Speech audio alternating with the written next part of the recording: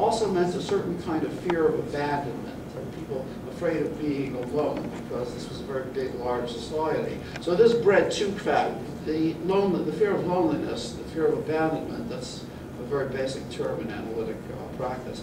Led to two things. Conformity. People were afraid to be nonconformists because if you stand out and acted weird, you wouldn't have any friends.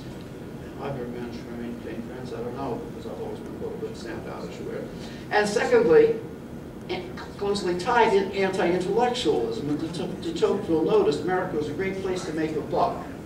But under the conditions of democracy, as opposed to aristocracy, it wasn't a good place to do a lot of thinking. It wasn't a place, to, especially to stand out in terms of original ideas. The other thing that de Tocqueville noticed, because of this very, very large land, that religion maintained itself in the European theater. Religion was on the way out. This was the legacy of the Enlightenment, that reason and science would displace religion, superstition, and ignorance. But in fact, because religion was freely chosen in America, it actually persevered, and we know that this is with us to this very day.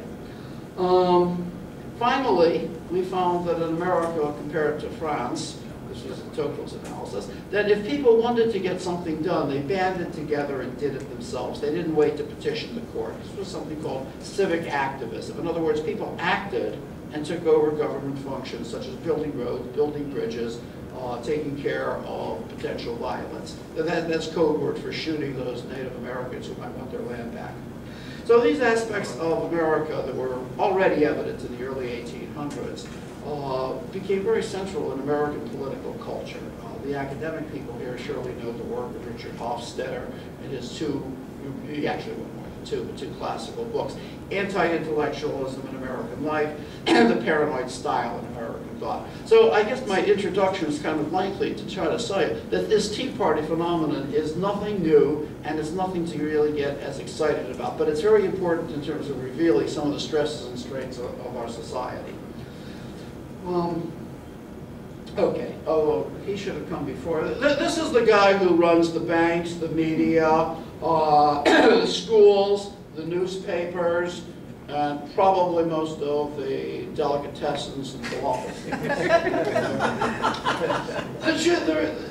But to understand what's happening, well, we have to go back to the fact that it does hurt. People are in pain. And most of the people here, I think most of the people here are on Social Security, but most of the people that we're familiar with have not had the really, the loss of their jobs, the loss of their businesses, the housing foreclosures, et cetera, and then come the meltdown.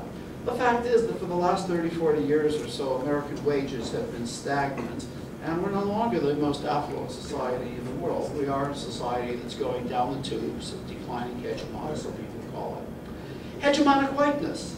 At one time, being white was ipso facto automatically, gave one some respect. But as we see various minorities coming to the fore, whether it's African Americans, the danger, of course, this is the Mexican Americans who are bringing in leprosy, drugs, all kinds of diseases, coming to America because, as some of you know, if you can get across the border, you're issued a green card, food stamps, and unlimited health care at your local hospital. They don't issue them cars yet, but I suppose with the government taking over General Motors, I suppose anybody that gets across the Rio Grande will probably get a new General Motors or Chrysler car. It's also important to note that this group generally tends to be relatively rural, especially southern, or sometimes exurban, that's the far-off suburbs and things like that. And for many of these people, as many have noticed, much of this movement, much of the politics in the last 40 years has been a referendum on the 60s. And I know that sometimes we leftists feel a little bit bad for having lost so many of the struggles, but there are some struggles that we won. And the struggle for drugs and sex and rock and roll, we won. We should be proud of it, pat ourselves on the back, because there's no going back to Perry Como and Frank Sinatra. There's no going back to chastity. It's not going to happen. Bush tried it for 8 years, and all it did was increase the rate of pregnancies outside of marriage and venereal diseases. So the worldview that organized America up until the 1950s has been shattered, and it's not coming back. So the first way I kind of want to look at this is in a psychoanalytic way, understanding castration anxiety. And you can sort of put it in very crude terms that these guys, the gals too, there's that other version for the women, but you know, they basically have their balls caught in a four-way vice. And what do I mean by that? From above, they're getting it from globalization that has led to the deindustrialization of America, the large big box stores from Best Buy and Kohl's and yeah, that's a big box store. And of course, Walmart, that has just taken the wind out of small businesses in America. So from above, they're getting it from what's happening in the global economy. From one side, they're getting it from the various minorities that have come to America, and something that isn't usually discussed in these kind of circles, but minorities, especially from Asia and Mexico, are sometimes 4 or 5 times more likely to start businesses in America. 1/4 of all high-tech companies are started by Asian, either Indian or Chinese entrepreneurs. So that they're losing out in terms of globalization. They're losing out because of all of these damn women that feel that women can go to college, get jobs, the women doctors. What? Can be judges. They can be judges on the Supreme Court. Maybe we'll have another one if he nominates Woods. And they can be president or vice president. And for people who are used to this notion that masculinity is the norm, femininity is the other, as Simone de Beauvoir, but that's another way of feeling kind of castrated. So we got it from one side the various minorities, both domestic and foreign, the women, and then coming up from above, the fact that the Christian morality that used to be dominant is no longer so. Gays are now quite public about it.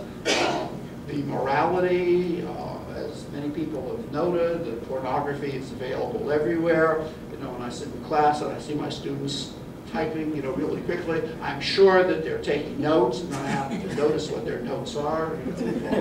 Jameson. So anyhow, we see that these various things are causing people very genuine pain. Now, how do people respond to pain? Well, they need an anesthetic of some kind or other. Populism to the rescue. Populism assumes that the decent little guy, the hard-working Americans. How many people read Tom Frank's Whatever Happened to Kansas? The hard-working people have been screwed, and of course we know why. It's because of those, it's ultimately the Jews. The Jews, together with their Muslim and African-American allies, they form a coalition. Anyhow, these evil coalitions, these evil conspiracies. My favorite one is not quite political, but the conspiracy I think that really does have some real purchase, real traction, is the fact that Obama is really an alien reptile from outer space capable of shape-shifting, and he's the vanguard of aliens that are coming here because their universe doesn't provide enough protein. So those camps that they're going to send people to, that's preparatory for being processed into protein. So someday maybe we'll all be, hamburgers or something like that in a galaxy far away. Soylent Green. Soylent Green. Yeah, that's right. But that's recycling. It'll take care of the problem of overpopulation. Many of these people didn't pass their 4th grade spelling tests. Be careful about the teabaggers. They can be dangerous. It's interesting to notice this sign warns about the fear of being, the notion that Big Brother needs to be castrated. And those people here with the psychoanalytic bent can understand what projection means. And this is actually an expression of the fear of castration. Of course, they may be led by dangerous leaders. Be careful, because some people have seen that face and turned into stone. This is the Medusa of the right. Okay, now, one of the main part, to understand right populism, I want to borrow from the work of a friend of mine, Chip Berlant, who has written probably at least one major book and hundreds of other papers. And what he wants to say is that populism consists, or right populism consists of four moments of, the ideology has 4 moments, beginning with what he calls producerism. And if you haven't read Chip, you probably don't know what that means. But you understand the concept. Producerism means that there's 2 kinds of people in this world. Good people. What are good people? Good people are people who work hard, run